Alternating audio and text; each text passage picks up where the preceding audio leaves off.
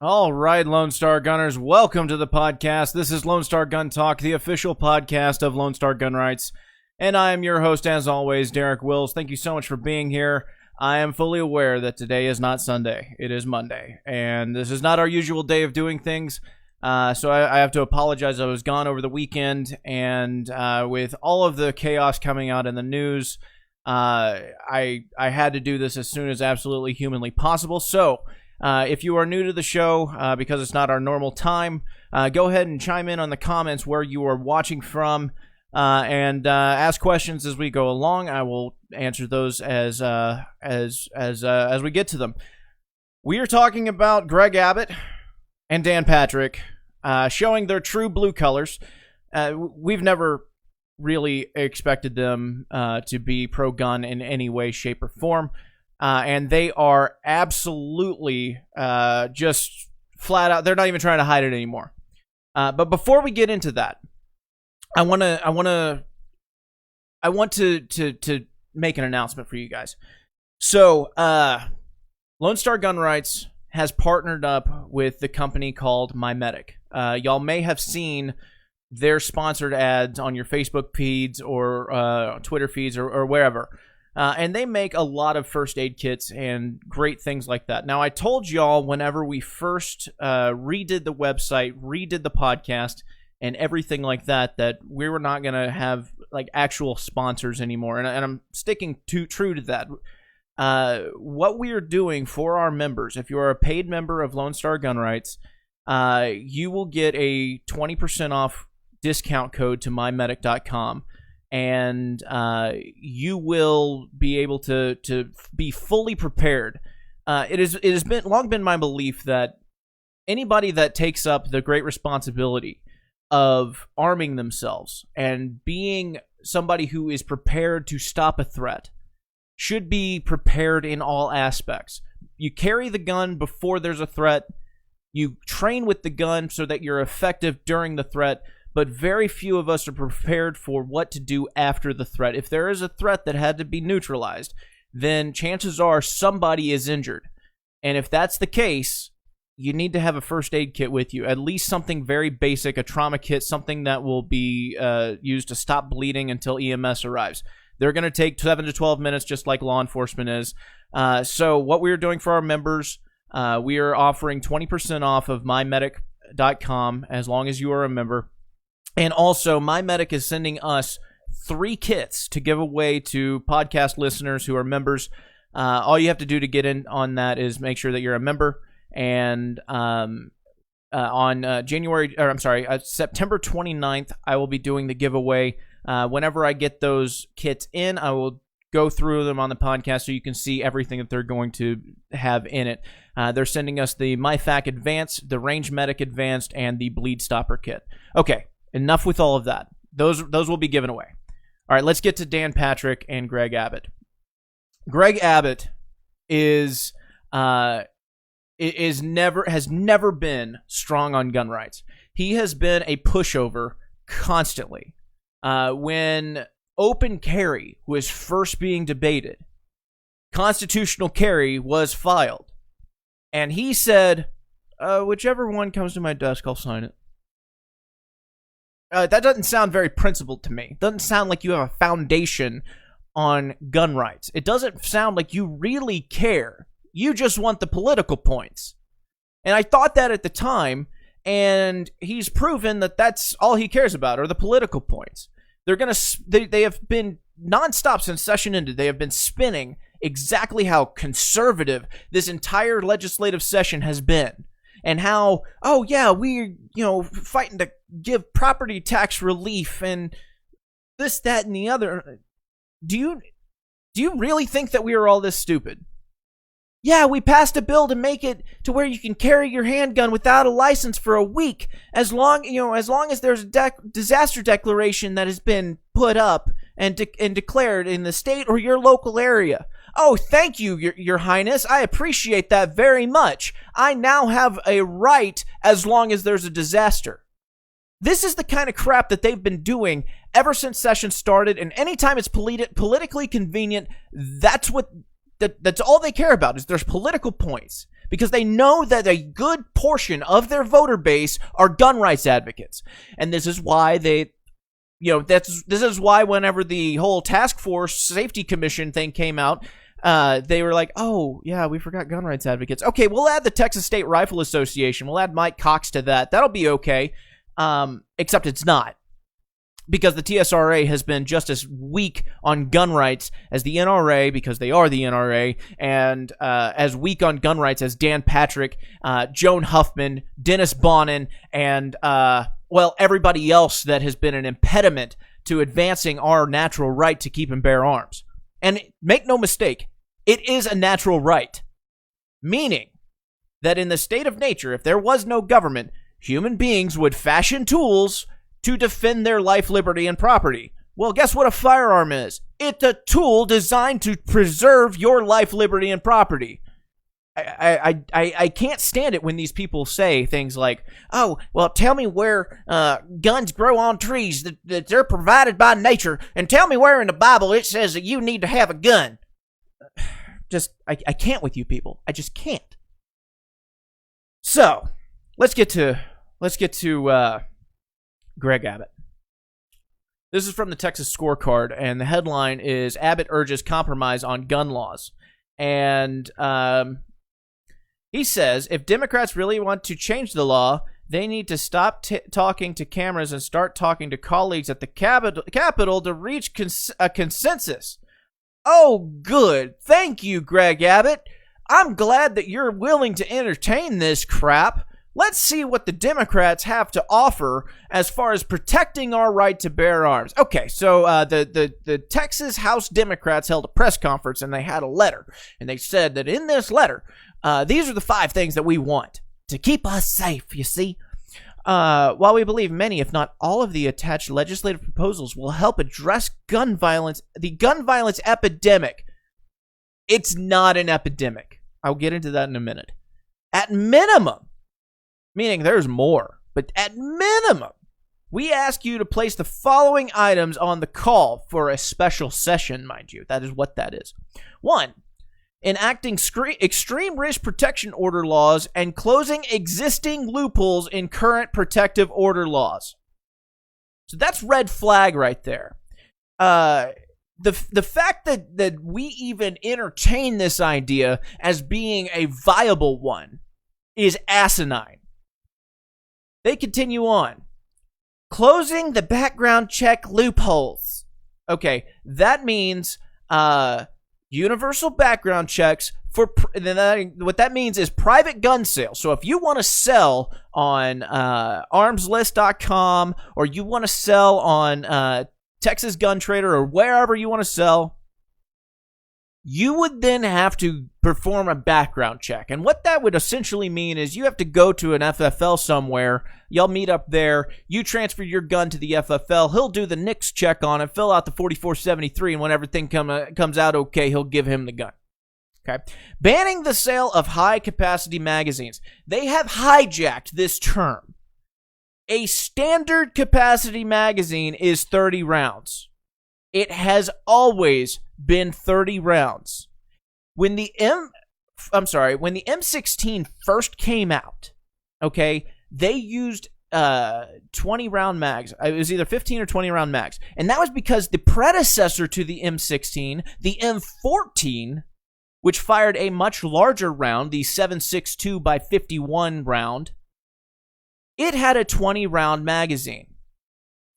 Well, the whole purpose of shifting from the M14 to the M16, which was originally designated the AR-15, let us not forget, was because ammo is heavy.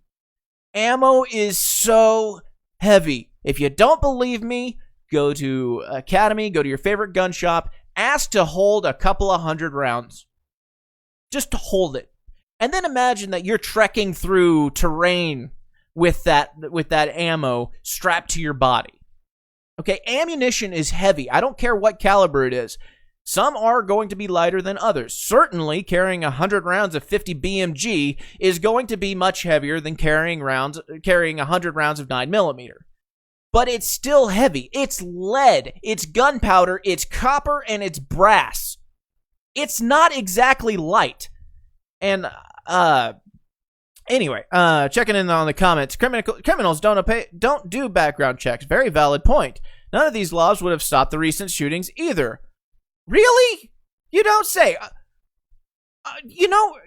Governor Abbott, I would like to know why you're entertaining these when this point right here, none of these laws would have stopped the recent shootings. Why is this your go-to? It makes zero sense. Okay, I'm going to continue on before I continue on this tangent.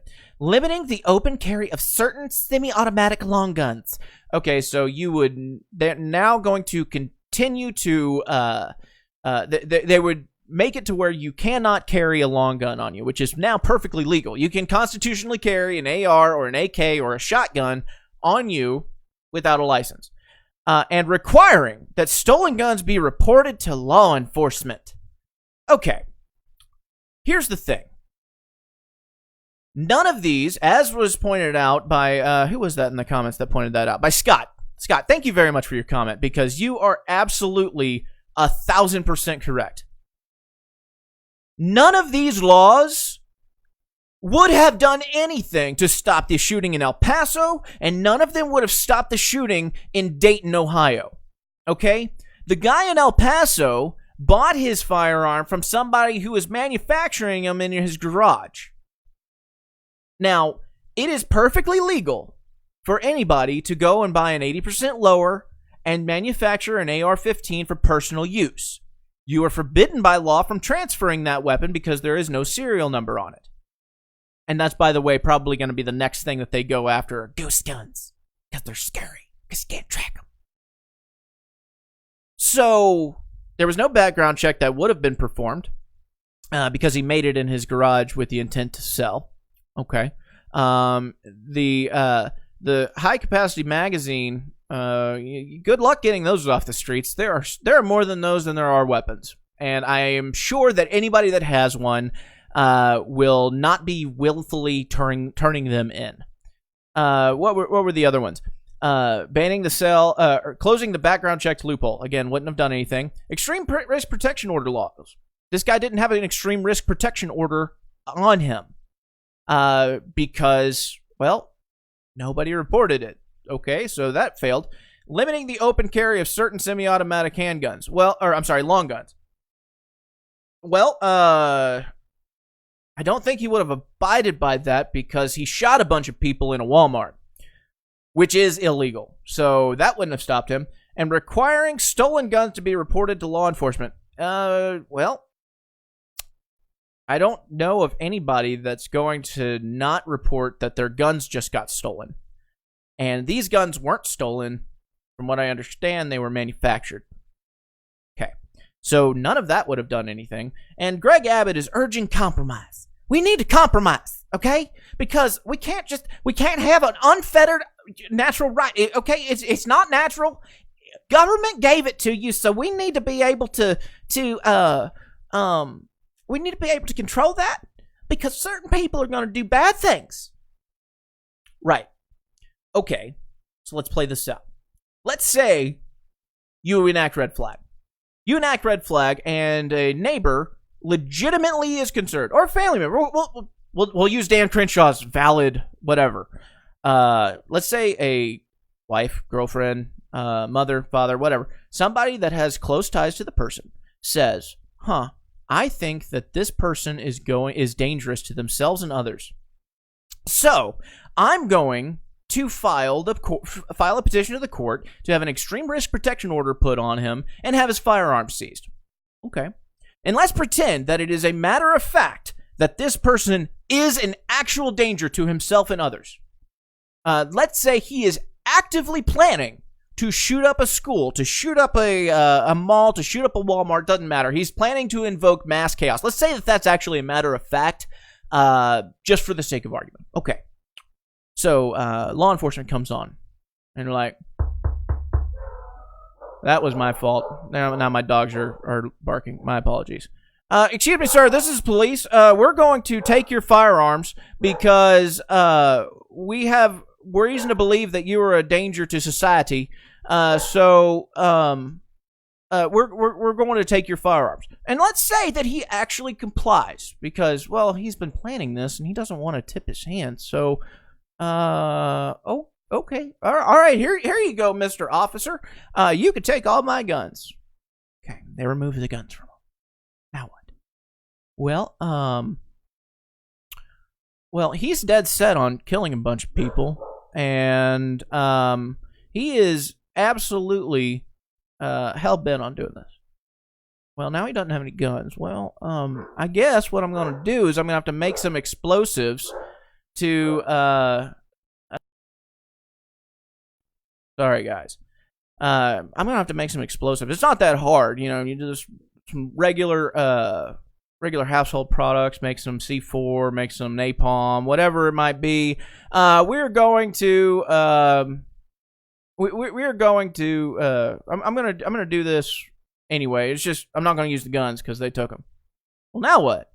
Well, now we are stuck in a situation where there's been an explosion reported at a school, at a Walmart, wherever his target was, and now there are people that are maimed. They have limbs blown off. A bunch of people are dead. Oh. Well, I guess we should make bombs oh, wait, I guess bombs are already illegal. We should have just thrown his ass in jail. That's what we should have done. We should have just thrown his ass in jail because he turned out to be the type of guy that the Extreme Risk Protection Order was written for, right? Oh, so... And he still ended up killing a bunch of people because it wasn't the gun. It was the fact that he was an evil person. And he wanted to kill a bunch of people? Oh. So what does this red flag law do? Oh, it's for anybody that's not planning on killing a bunch of people. It's to take their frickin' guns from them. Oh, I see now. It makes perfect sense. It's not about protecting the public, because if it was, we probably would have prosecuted him under conspiracy. Oh, wait. We can't do that, you see, because in order to prosecute somebody, we need to have hard evidence to prove in a court of law beyond a reasonable doubt. Whereas for an extreme risk protection order, we just need to make a claim and make it seem like it's at least more true than not. It's a completely different burden of proof. It's a civil court, different thing. So we can't be worried about upholding the blind arm of justice and we can't be bothered with that. You know why? Because we need to protect you. And we can't protect you if we can't prosecute somebody on conspiring to kill a bunch of people because we don't have the evidence to do it. So we're going to violate everybody's due process rights, and the same freaking people that are going to report your Facebook posts and throw you in Facebook jail because they're offended at what you said are now going to call the police and have them come take your damn firearms from you because they think you might be a danger. Oh, wow. Epiphany. And yet, people like Greg Abbott don't see this. People like Dan Crenshaw don't see this. You know, we've caught a lot of flack for even calling out Ted Cruz in the Senate subcommittee meeting for saying that this might be a part of the solution. We don't know officially where he stands, but he was at least willing to entertain it. This is absolutely asinine. People should be pissed that this is even part of the conversation. Because this is not ever going to solve a damn thing, just like any of the other gun control laws on the books. Before the full auto ban, full auto was very rarely ever used in a crime. Before the National Firearms Act of 1934, things were actually pretty good until they banned alcohol and then organized crime came up.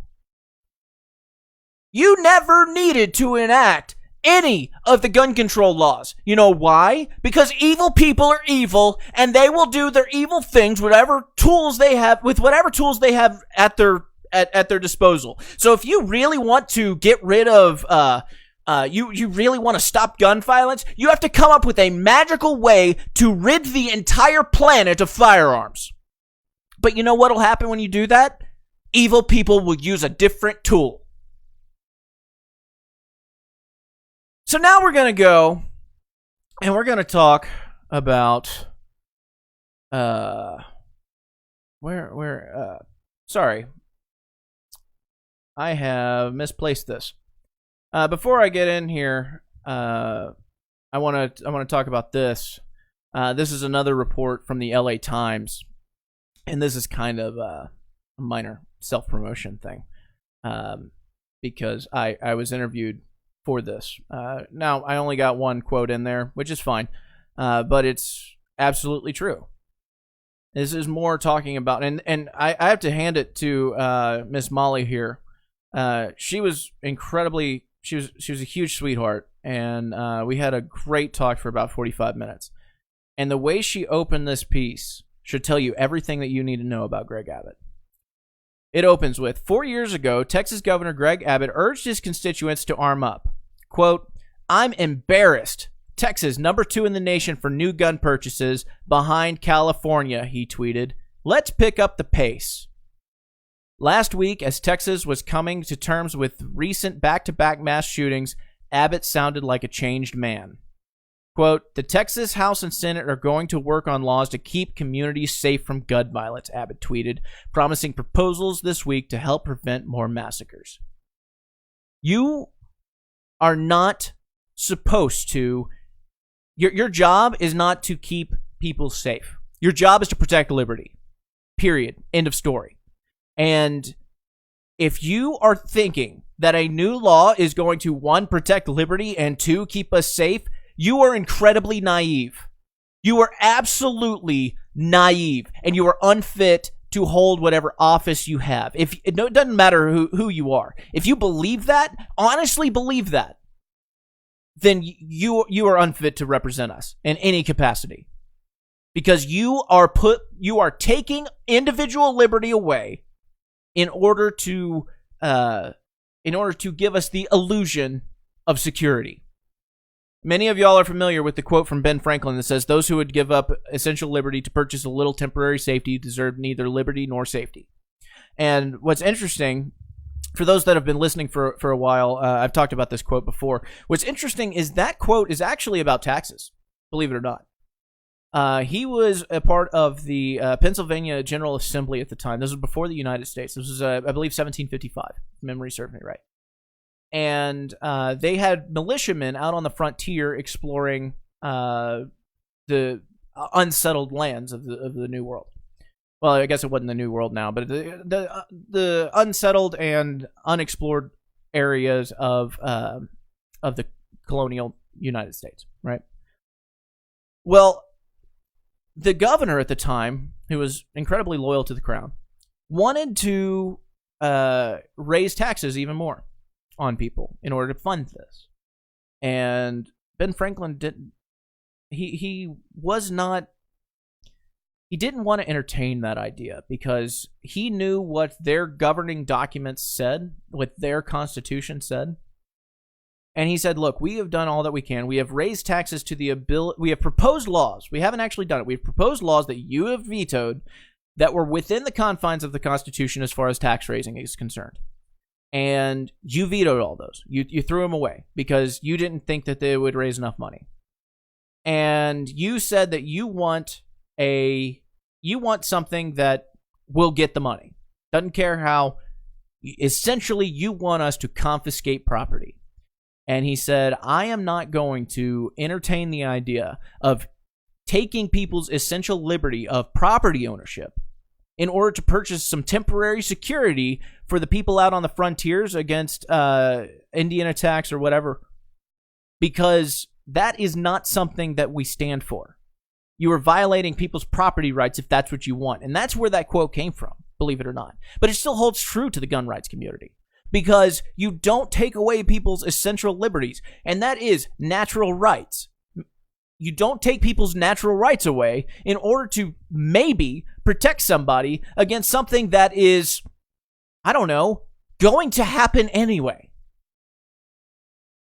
Anyway, going back to this article, I had quite a long conversation with her, and I thought that it was really a great conversation. And C.J. Gresham was also part of that interview as well. And this is what I had to say. Derek Wills, who hosts the pro-gun podcast Lone Star Gun Talk, said he too is worried to hear Texas Republicans suggest gun control concessions. Quote, I have zero confidence in the vast majority of Republicans in this state, he said. Now, that's my only quote in this, but it's true. I have zero faith in them. You know why? Because gun control has never passed without Republican support. No single gun control bill has ever passed or become law without Republican support.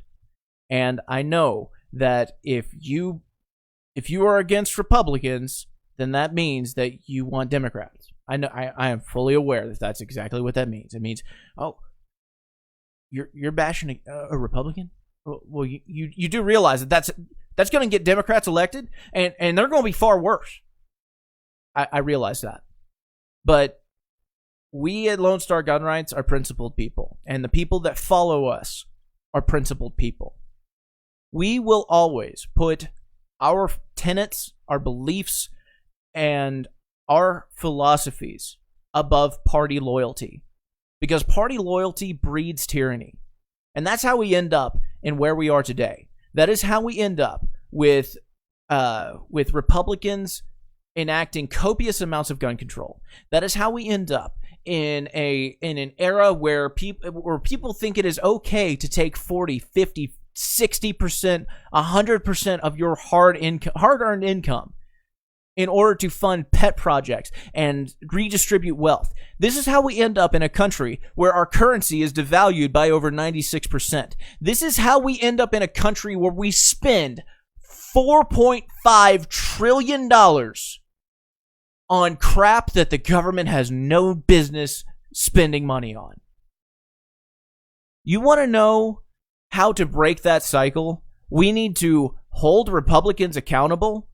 No matter how, I don't care how much you love them. I don't care if Ted Cruz comes out and he's been solid on everything else. I don't care if he comes out and says, you know what, I'm going to support that red flag law. I'm going to support the TAPS Act.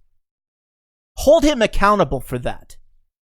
Make it known to where nobody is safe because they have an R next to their name. You know how else you do that? And this is going to be incredibly controversial. How about you vote for somebody that has earned it? You know, we don't take an official political stance on party. We don't. We hold people accountable regardless of party.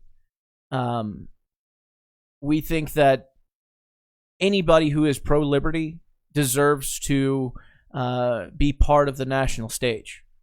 Now, that is not an automatic pandering to the Libertarian Party. That is to anybody. Dwayne Stovall is running for U.S. Senate. He was running as an independent, but now he has officially said that he's gonna try and primary John Cornyn. Anybody who is pro-liberty needs to have their voice heard, and if you have heard their voice and you believe in their voice and they have earned your vote, you should vote for them. We need to stop wearing this blue and red jerseys and say, oh, it's my team or no team. How has that worked out for us? It really hasn't. It absolutely hasn't. Okay, so I want to get more focused on Dan Patrick, because what Dan Patrick said was absolutely atrocious. Here's Dan Patrick, and he has stepped in it so bad that even the NRA is kind of going after him. They're softballing it, but they are actually calling him out just a little bit. Essentially, what he has called for is universal background checks, and we think that it's going to be a little bit more, quote-unquote, conservative. Because here's what he says. About 10 to 15% of guns bought in this country are bought stranger to stranger. They don't know who they're selling to. Could be a felon. Could be somebody getting ready to rob a bank. Could be somebody about to commit a mass act of violence, and we have to stop stranger to stranger sales. There is no need for a stranger to sell a gun to another stranger. That's irresponsible, and the NRA needs to get behind that. That's where Republican voters are. That's where many Republican legislators are, and I believe that can pass Congress. He's calling for this at the federal level.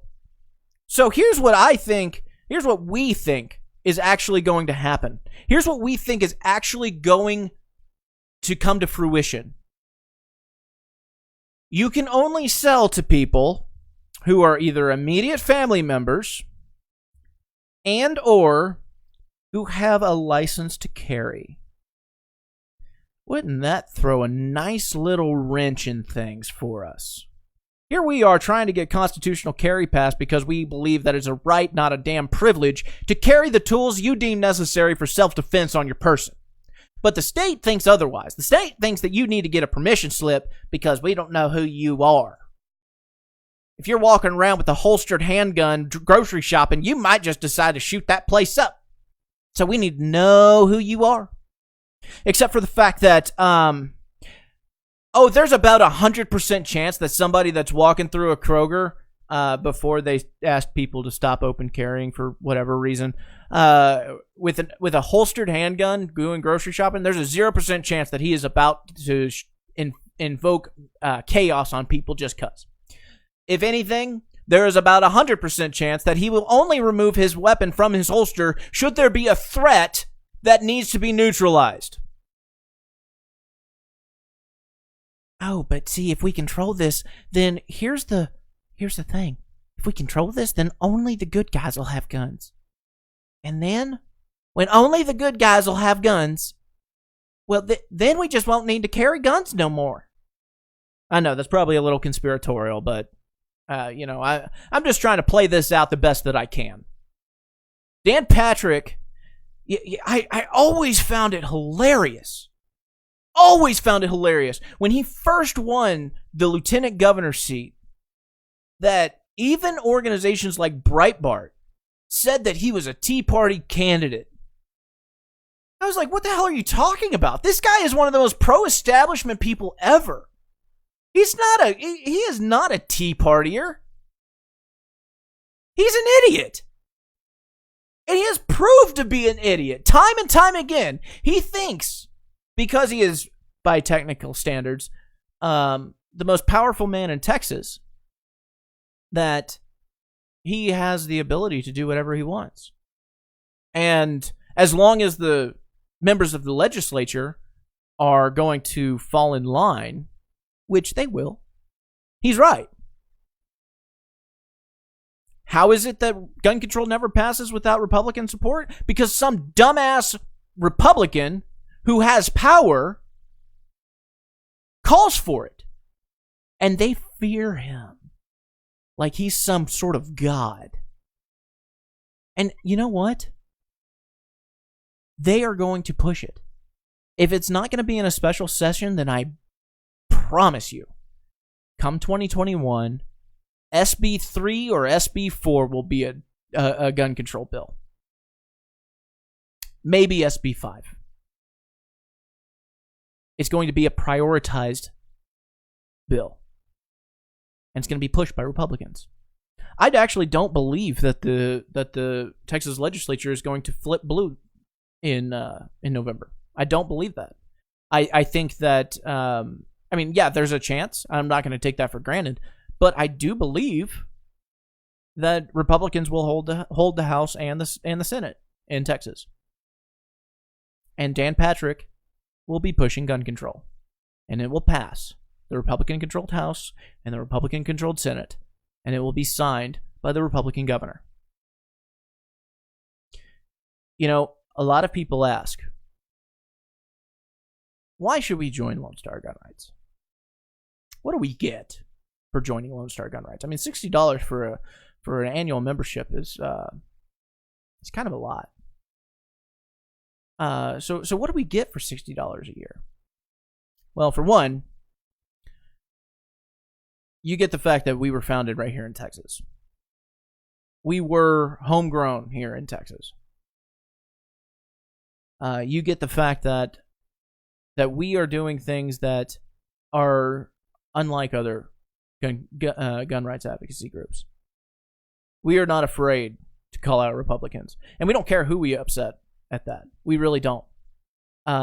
We will call out Republicans just as much as we will call out Democrats. And there's a reason for that. A lot of people get upset for that. We had several months ago, and then just kind of started happening again, a lot of people upset because we called out Ted Cruz. How dare you call out Ted Cruz? You're taking him out of context. Did he say that he said that red flag could be part of the solution? Well, yeah, but you didn't. Did he say that? Yeah, but then he should be at least looked at. He hasn't taken any official stance. He hasn't taken any action. But it's a red flag, pardon the pun, in our mind. So we're going to call that out. You get honesty and integrity with us. And right now, nobody here at Lone Star Gun Rights takes a salary. I would very much.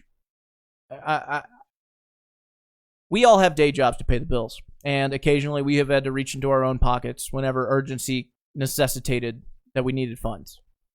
But nobody right now takes a salary at Lone Star Gun Rights. So, and I would be lying if I said that that's going to be that's our goal.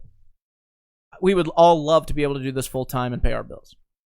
But right now the mission comes first. And so that $60 that you give us for your annual membership goes to fund our fight. And like I said, we partnered with My Medic, and we're going to be giving back to make sure that you get your money's worth. Dan Patrick, he has said all that you need to know about him. The fact that he has even upset the NRA, who is, let's face it, they have never been good for gun rights. The NRA has been good for the gun industry, but as Yankee Marshall said over a year ago, what's good for the gun industry is not good for gun owners. It's not good for gun rights. And the fact that Patrick has even upset him says a lot. Now, Patrick is going to retain his office until 2022, and it is absolutely imperative that we find somebody worthy to replace him. We don't do recalls in Texas. We don't have them in the books. And to be completely honest, by the time you got anything said and done, the session would be over. The session lasts 140 days, and it's every 2 years. It's why a lot of people were saying, well, we should recall Bonin. We should have something. Like, no, by the time anything gets said and done, session's over. Yeah, Governor Abbott could call a special session. There's rumors saying that he will. And you know what? If he does, we'll be there. And we'll be there loud and obnoxiously. Because we will never compromise. Ever. Never. It saddens me. It sickens me. It puts a fire into my core unlike anything else. You expect this from the Democrats. And if you've become as disgruntled as I have, you now expect it from Republicans. But there's only one way to really fight that. It's to get active. It's to make sure that your voices are being heard. What do you believe in and why? We believe that the right to bear arms is a natural right. The Second Amendment doesn't give us crap. It protects us. That means that even if the Second Amendment said that the right of that the ability to keep and bear arms is not something that the people have. If it said people do not have the right to keep and bear arms, if it said only government has the right to keep and bear arms, that wouldn't change the fact that we have the natural right to do so. A lot of people say it's a God-given right. I believe that. That means that government never granted that right. And government can't take away or regulate or alter or abridge or infringe on or control anything that they didn't give us. Period. Since they didn't give us the right to bear arms, they can't control it. It is beyond their scope of authority. That would be like if I see Susan in here. If I gave Susan $1 and Bob comes up and says, "Oh, I want you to give me 50 cents." Well, he doesn't have the authority to ask for that because he didn't give it. I gave it to her, and I could have, at the time of giving it to her, said, I'm actually just going to give you 50 cents. But since government didn't give it, government can't take it away. Government can't control it. Government can't pick who can and can't exercise it. We all have the freedom of thought, the freedom of expression, the freedom of speech, the freedom to live our lives as we see fit, as long as we don't encroach upon the rights of another person to do the very same. And anybody who seeks to alter that, anybody that seeks to control that, thinks that they own you. That's all it boils down to. Slaves get told when they can and can't do something. Are we descendants of slaves, or are we descendants of warriors? Are we descendants of peasants, or are we descendants of great men who fought and gave everything to create a country that recognized the very notion of natural rights? That's what you need to ask yourself. And that's what you need to know in order to know what you believe in. I'm not a descendant of peasants. I am not somebody that is going to sit idly by while the government continues to trample on our natural rights. And you shouldn't be either. So, that is going to wrap it up for me. I appreciate you guys being here. I really do. If you could, please join Lone Star Gun Rights for $6 a month or $60 for the year at lsgr.live/join. We are also adding new products and new gear all the time. Be sure that you become a member before September 29th to be eligible for the giveaway. We're giving away a lot of good stuff. But anyway, guys, until next Sunday, arm yourself with knowledge and share the ammo.